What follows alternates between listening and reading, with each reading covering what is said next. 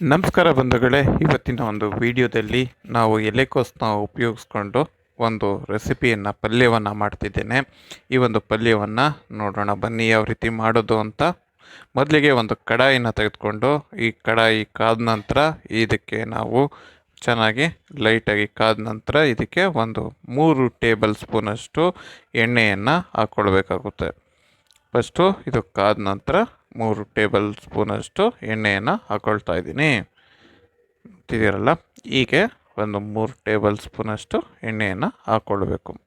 ಹಾಕ್ಕೊಂಡು ಇದು ಸ್ವಲ್ಪ ಕಾದ ನಂತರ ಇದಕ್ಕೆ ನಾನು ಸಾಸಿವೆ ಮತ್ತು ಜೀರಿಗೆ,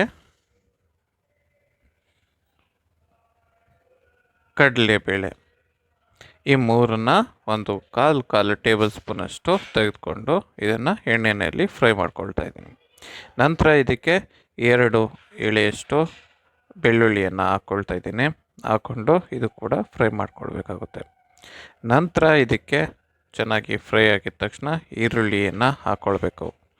ಈರುಳ್ಳಿಯನ್ನು ಹಾಕಿ ನೀಟಾಗಿ ಎಣ್ಣೆಯಲ್ಲಿ ಫ್ರೈ ಮಾಡಬೇಕಾಗುತ್ತೆ 1-2 ನಿಮಿಷ. ನಂತರ ಇದಕ್ಕೆ ಈ ನೀಟಾಗಿ ಫ್ರೈ ಆಗಿದ ತಕ್ಷಣ ಇದಕ್ಕೆ ಕ್ಯಾಪ್ಸಿಕಮ್ ಏನಿದೆ, ಒಂದು ಅರ್ಧದಷ್ಟು ಕ್ಯಾಪ್ಸಿಕಮ್ನ ಹಚ್ಚಿಟ್ಕೊಂಡು ಕ್ಯಾಪ್ಸಿಕಮ್ನ ಹಾಕ್ಕೊಳ್ತಾ ಇದ್ದೀನಿ. ನಂತರ ಇದಕ್ಕೆ ಏನು ಹಸಿ ಮೆಣಸಿನ್ಕಾಯಿ ಏನಿದೆ ಅದನ್ನು ಕೂಡ ಒಂದೇ ಸಮ 2 ಕೂಡ ಹಾಕಿ ನೀಟಾಗಿ ಎಣ್ಣೆಯಲ್ಲಿ ಫ್ರೈ ಮಾಡ್ಕೊಳ್ಬೇಕಾಗುತ್ತೆ. ಈ ರೀತಿಯಾಗಿ ಫ್ರೈ ಆಗಿದ ನಂತರ ಇದರಲ್ಲಿ ಇರ್ತಕ್ಕಂಥ ಹಸಿ ವಾಸನೆ ಹೋಗಬೇಕಲ್ಲ, ಅದಕ್ಕೋಸ್ಕರ ಉಪ್ಪನ್ನು ಆ್ಯಡ್ ಮಾಡ್ಕೊಳ್ಳೋಣ.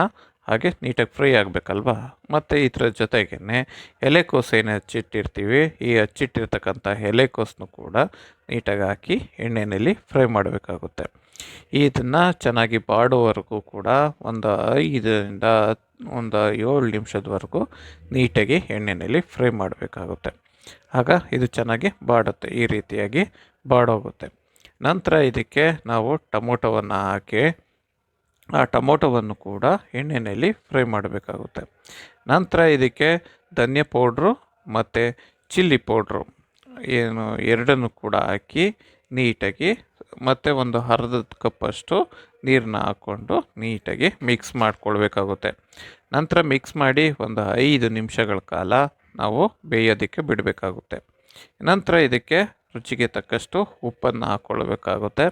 ಉಪ್ಪನ್ನು ಹಾಕಿ 1-2 ನಿಮಿಷಗಳ ಕಾಲ ಚೆನ್ನಾಗಿ ತಿರುವಿ ಇದನ್ನು ಬೇಯೋದಕ್ಕೆ ಬಿಡಬೇಕು.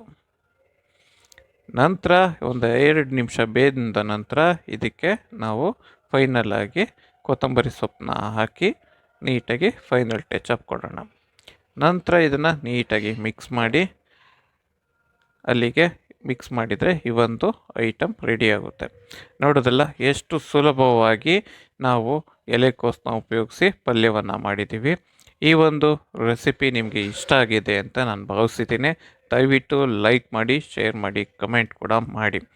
ಧನ್ಯವಾದಗಳು.